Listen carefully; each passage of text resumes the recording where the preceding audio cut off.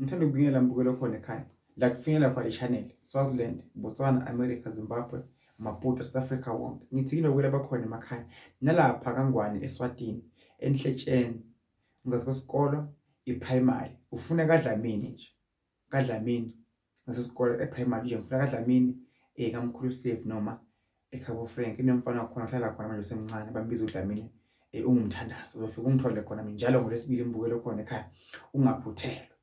uNkulunkulu khona, uNkulunkulu usiza umuntu oyisizako. Swaziland nawe amncinyane, Swaziland nawe sengikhona ngizonilekelela.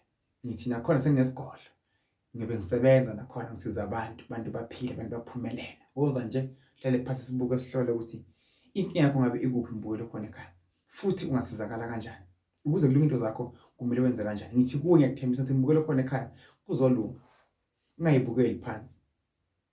Nawe la ukhona khona into zakho zisengakhanya, zisengalunga. Ungalahli ithemba, ungagive up, ungaphelwa ngamandla. Egameni lika Jesu uMngcwele, Nkosi amakhosi. Nkosi amakhosi.